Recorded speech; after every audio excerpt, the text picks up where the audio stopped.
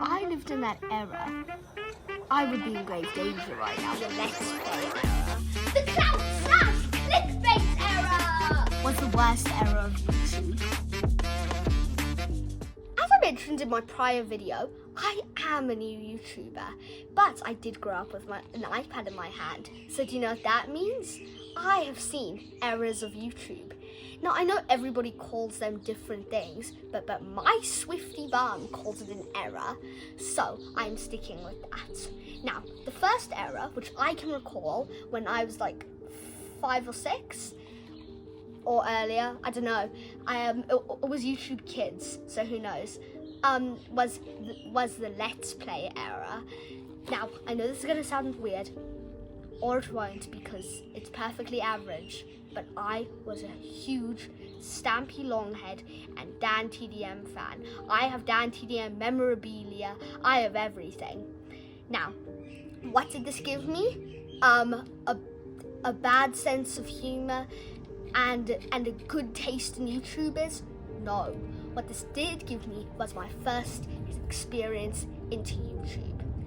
Now, this era, I wish was still the era because it was a simpler time. It was better than what we currently have.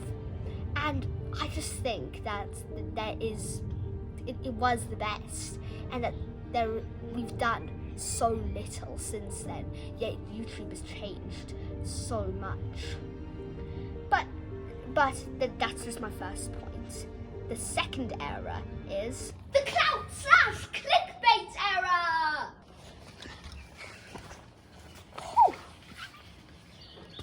Now, this was the worst era of YouTube. This was the clout slash clickbait era. Now, this was when I was less of an avid YouTube goer because I was in my Pokemon era, but that's a different story.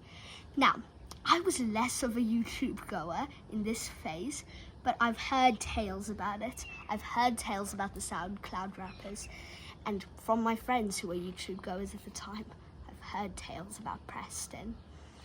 Now, this era lasted from about 2017 to 2019, and it was all about the retention, the click-through rate. No, not the retention, because that's not what works on the algorithm. That's now the click-through rate, and YouTubers would do anything to do that.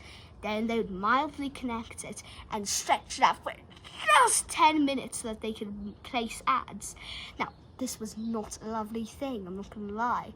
I've gone back and I've watched some videos. If I lived in that era, I would be in grave danger right now. I would not be the same person that you see before you.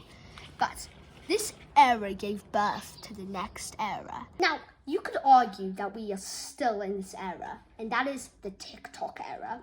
Now, the TikTok era is currently not the worst era. It was actually one of the best. And it's the era that I really started getting back into YouTube, so I can speak the most about it. Now, the TikTok era, it was all about getting people to watch for as long as possible. Now, unlike the last era, where it was all about clicking, this was actually about the content. Because on TikTok, you're just fed up. Fed what you want, whatever the algorithm thinks you want. And that's not like YouTube, because you have to actually click on stuff. TikTok, it's just scrolling.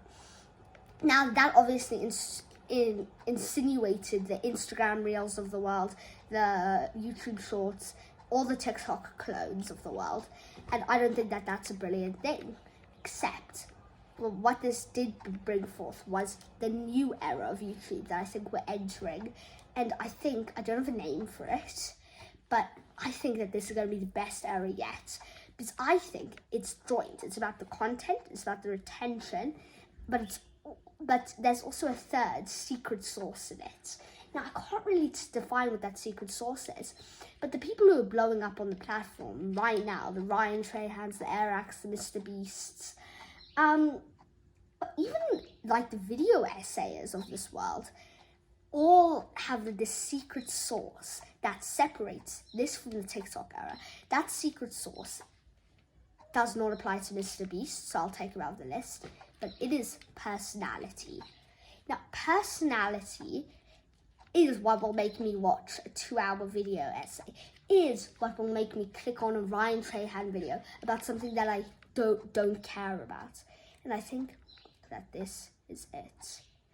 Anyway, thank you for watching. All the resources that I used are in the description, and I hope you found this entertaining or helpful. Thanks, bye.